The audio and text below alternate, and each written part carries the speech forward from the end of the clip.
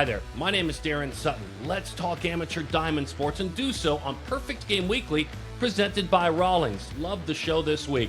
We're going to catch up with Jarren Purify, a one-time Little League World Series hero from the great state of Michigan on his way to the University of Michigan. Speaking of that great state, Brian Sakowski, the writer, the scout from Michigan, but he covers junior college baseball and scouts it like it's nobody's business. He's going to preview the 22 season. Hunter Pence, that's right, that Hunter Pence, World Series hero, and of course a man who is diving headfirst into amateur baseball, joins us on this show. Love catching up with Hunter, he's so passionate about the game. But let's start this show with the unique commitment. A talented young man, Curiel, who 2 times has been a select festival athlete for Perfect Game. He's out of Southern California, plays at Orange Lutheran. He made his commitment. He joined Perfect Game's Instagram Live, and here's what he said. In the fall of 2024, I'm going to commit to Louisiana State University. That's awesome. How did you finally decide on LSU? I fell in love with the campus as soon as I went there. Coach Jay Johnson, he was a big influence on me going there. He's one of the first one of the first head coaches that recruited me 3 years back, and when he was at U of A, and he's always been professional, respected my family and respected that I wanted to wait.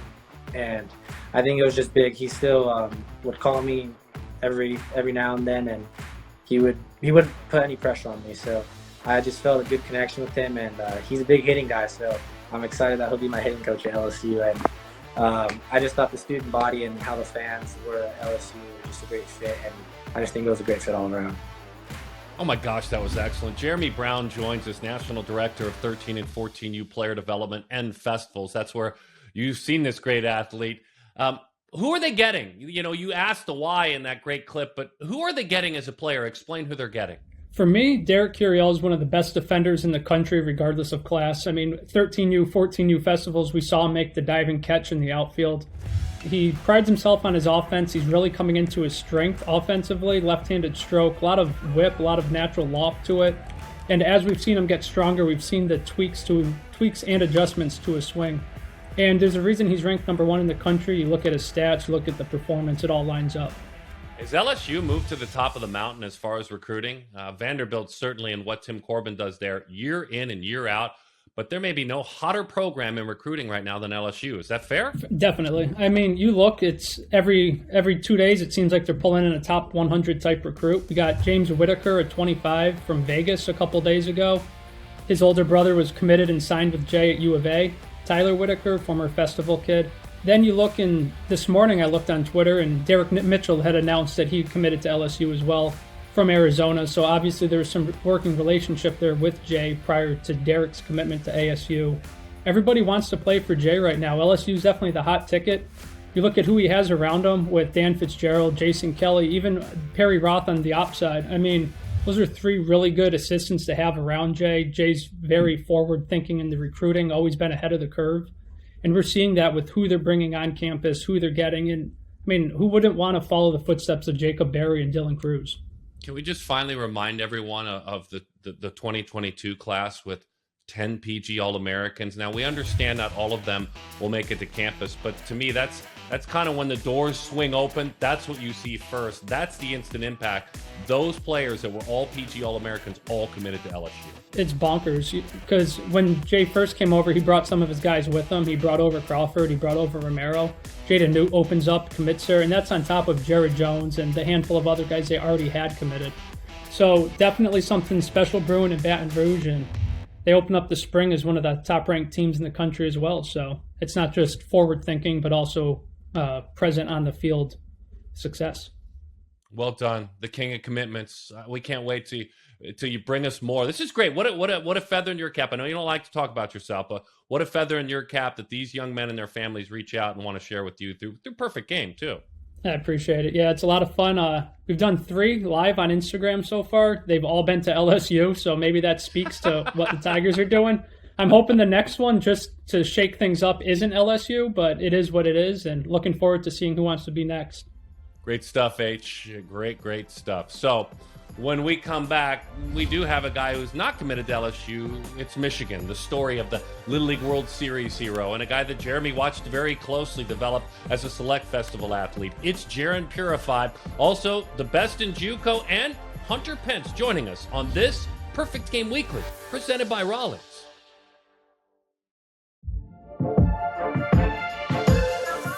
We welcome you back to Perfect Game Weekly, presented by Rawlings. Let's talk about a talented 23 who goes by the name of Jarren Purify. Here's a couple of things we know. He's very Detroit and Michigan proud, his hometown, and he speaks about it often. Little League World Series hero in 2018, Select Festival athlete the very next year in 2019.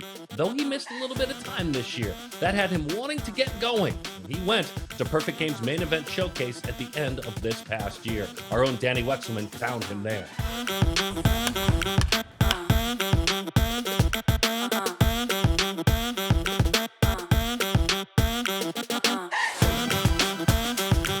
You said something to me a couple minutes ago that I love.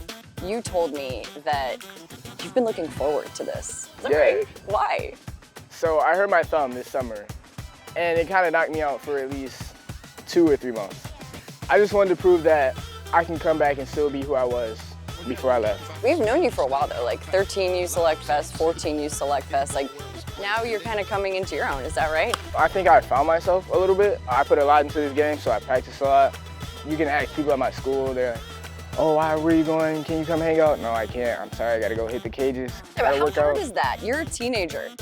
It's really hard, but when you want something so bad, you kind of give whatever you can to it. What would you tell yourself now that you have grown into who Jarren is supposed to be? Definitely be yourself, honestly, because it was a lot of stuff you see as a kid, see the other guys around you, kind of get shy, you go into your show like a turtle. So like, just embrace the moment, just embrace like who you are and know what you can do and just do it. You're a Michigan guy through and through, committed to Michigan. An awesome program, Coach Bakch's program. What drew you to it? My love for Detroit and my love for Michigan, honestly. That's just where I want to be. I want to stay home. I want to play in front of my city. And when you talk about Michigan and Detroit specifically, you don't hear good things often. You want to be the underdog, and that's what it's always been for Northern states. You just want to do everything it takes to prove that you are as good or not even better than Southern kids in Southern states. That's just what it is. Do you feel like you have that underdog mentality when you play? I do. When I play, I feel like I'm underlooked, and that's always just me. I just feel like I'm underlooked, so I just want to prove that I'm good enough to be in this game for a minute. What do you see? What do you envision for yourself in the future? I see myself playing this game for a very long time. As much time as I put into this game, I expect big things, expect what I can do, just to be here for a while. Probably another 20 or so years, I see myself playing this. Maybe in the MLB, hopefully in the MLB. That's the goal. Yeah. Fingers crossed, yeah. That's it.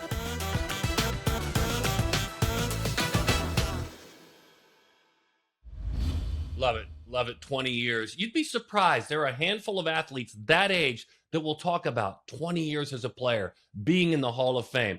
My father, Don Sutton, back in the 60s, had that same attitude, had that same speech, and of course, passing away last year as an MLB Hall of Famer. Love that passion. 20 years, Jarren Purify.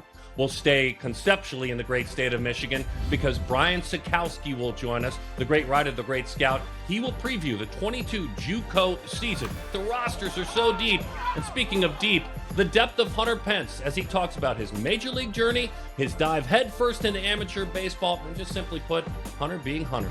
This is Perfect Game Weekly, presented by Rawlings.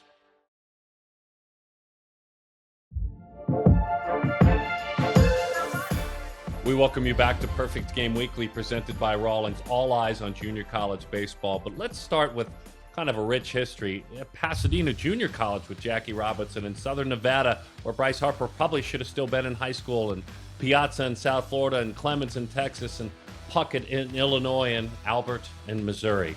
Junior college baseball. And a man who does such a great job covering junior college baseball, scouting junior college baseball, amongst all things draft related, is national cross-checker Brian Sakowski. Brian, the event is a thrilling one. It really, really is. It's February 4th through the 6th. It's in Panama City. It's the Panama City Beach College Baseball Classic. It's a gathering of a ton, 16 teams from around not just the Southeast, but all the way over to Texas. This is going to be an incredible event. Yeah, so it's been something that I've been fantasizing about for a number of years now. And Michael Candler, the athletic director at Gulf Coast State, did such a fantastic job putting it together. We're excited to be involved just from a promotion, social media / broadcast standpoint. I'm excited to see you there. I'm excited to work with you there. It's something that I've been thinking about for a long time, to have all these good teams in one place to kick off the season. There's going to be so many scouts there because college baseball won't have started yet. It's going to be a really fun weekend. Yeah, Brian makes a good point. On the 4th and the 5th, which is Friday and Saturday, we'll have 2 full-blown broadcasts each day. That's, of course, Brian as my color analyst, Tim Redding, longtime Major League pitcher, JUCO product as well, will join us as an analyst. But all the games will be available on Perfect Game TV's Field Pass, so you can find any game. And we're talking about, of the 16 teams, they're all very good. Trust me. I mean, you've shared that with me. We got a handful of top 10s, a handful of top 20s. There is an elite gathering of the who's who. Name a couple of the programs you're most excited to see. Yeah, well, you have to start with the defending national champs, McLennan, out of Waco, Texas. Coach Mitch Thompson there. They won a national title last year in D1. They're coming all the way from Texas, and they're bringing Sanjak with them from Houston, one of the perennial powerhouses of junior college baseball there in D1. Those two are in Grand Junction more often than they're not. It seems like those two are battling it out till the end. Really excited to see both of those clubs loaded with prospects on each one of them. And then closer to where we're actually going to be, we're going to get some panhandle teams that are really good too. Chipola's going to be there. Jeff Johnson, the head guy there, they won a couple national championships just in the past few years. And Northwest Florida State, who, not to give anything away, but the 4 schools I just mentioned, I'm pretty sure are going to be preseason top 10 teams for us. Nice. Excited to see how those rankings come out. Individual players, it's been a unique year because we've had players opt out of 4-year schools wanting to make their decisions. And COVID changed everything, but we've had players opt up or opt into college. We talked about Harper on that graphic, Brian. It's not much different than what Cam Collier has just done. He should still be in high school. Yeah, Cam Collier, originally a member of the class of 2023. And not old. Now, he was not an old player who reclassed to sort of become age appropriate again. This was a kid who was age eligible for 2023, reclassed to 2022, and then graduated a semester early to enroll at Chipola. So he's going to be the number 1 JUCO prospect in the country this year. I've already written that in pen. I don't even have to think about that one. And there are, not a player comp to Bryce Harper at all, but he is a left-handed power bat. Entering junior college at 17, so there's some similarities there. I'd expect he'll be very heavily followed by the scouting staff on site, both ours and major league clubs, and I'd imagine that when he gets up, you'll see a procession of 60 or 70 people move slowly to the third baseline so they can watch his left-handed swing open side. What has changed over the last 2 years? We know the world has changed, but you kind of predicted it on this kind of content, talking to me. This COVID thing's going to change everything, and it really has. How has it impacted junior college baseball? Well, the short answer is you can be there longer now. Everybody in college baseball got an extra year of eligibility because of COVID. JUCO got 2. They got 2020 and 2021 as non-counters. So there's some guys you're going to see clubs roll in with a bunch of third-year freshmen, some fourth-year sophomores. Even technically, if you had a medical redshirt or something, you could be a fifth year in a junior college. And that doesn't often make any sense because of eligibility reasons, moving on to D1s and transfer credits and so on and so forth. But that JUCO players are older now. There's teams I've talked to who brought in 3 or 4 man recruiting classes last year as freshmen. That's unheard of at the JUCO level. Normally, you have to replace half your team every year. Tell us a little bit more. You touched on it at the beginning. The passion about, play Panama City, the complex that they have built, the partnership with Perfect Game. Now, we're jumping in with this event with JUCO, as you said, as the media and scouting provider. But you've been down there scouting high school players quite a bit. Explain this city, explain this complex, and why it's such a great stop. I'm a Midwestern guy, son. I've made no apologies about that on this show or any other one. As I look out my window now, there's a foot of snow on the ground. So for me, it's such an awesome place to escape to, and it's hard to say the phrase "escape to" when you're literally going to work there. But it's chill. It's very laid back, relaxed vibes with an awesome facility with awesome fields.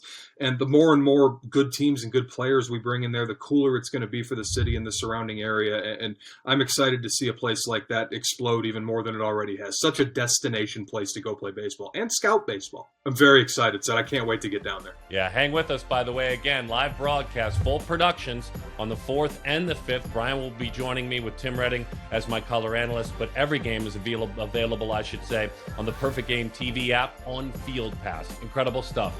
When we come back, Hunter Pence will join us, passionate about baseball at all levels, including the amateur game. This is Perfect Game Weekly, presented by Rawlings.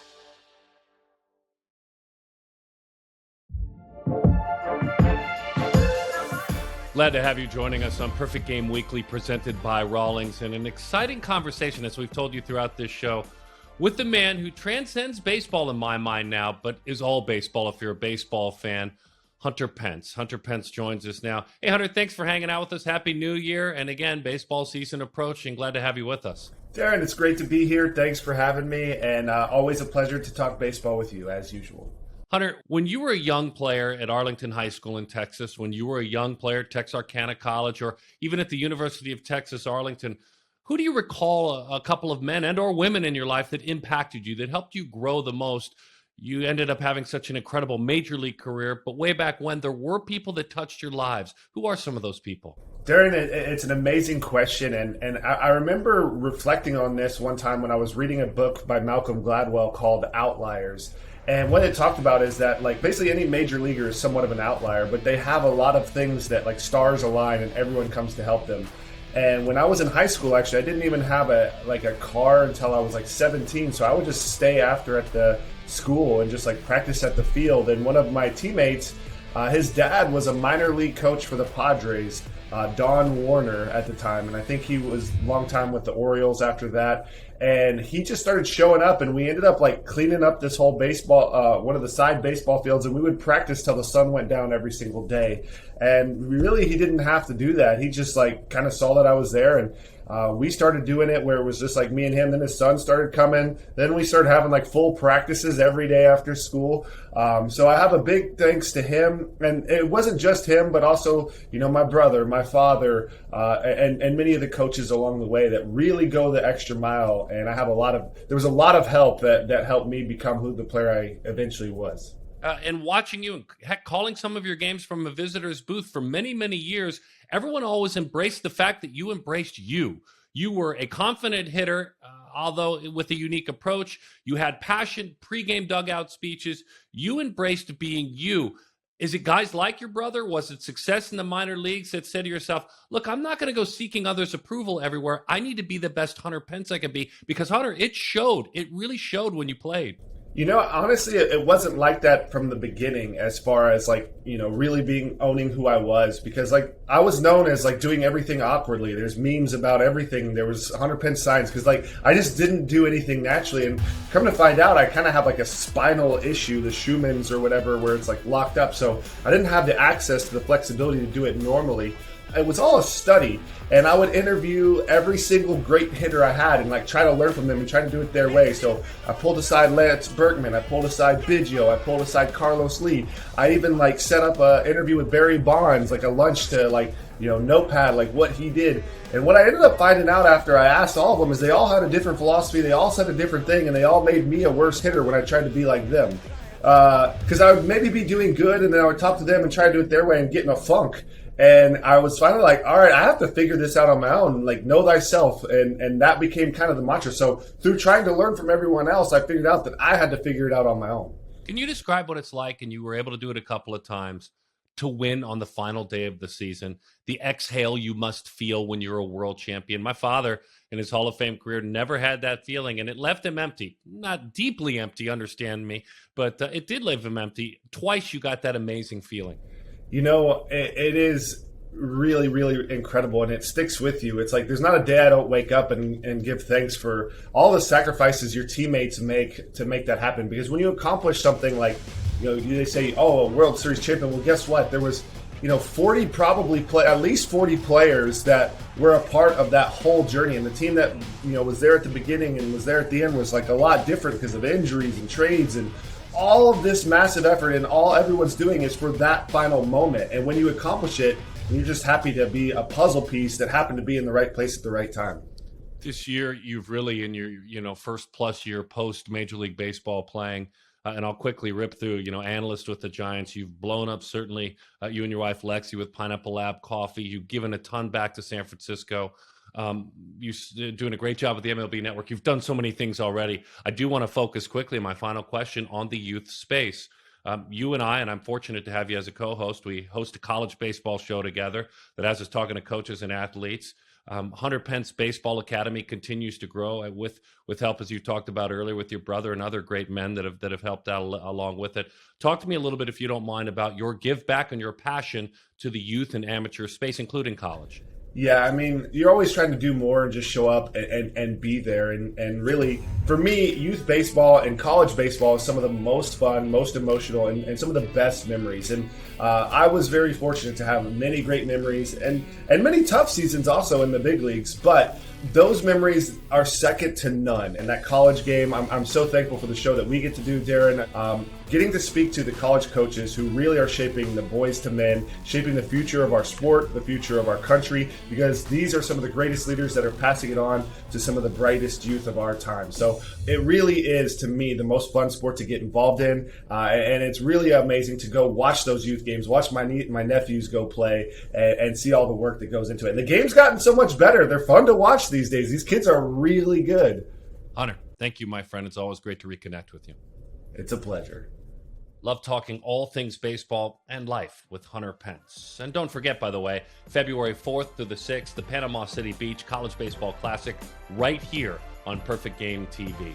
Want to thank the great scouts, great writers, Brian Sakowski, Jeremy Brown for joining us, Danny Wexelman pitching in with the great story with Jarren Purify. Love connecting with him. And of course, Hunter Pence, his passion for the game. And if you love amateur diamond sports, baseball and softball, this is your show. This is your network. Find it on your smart device. This is Perfect Game Weekly, presented by Rawlings.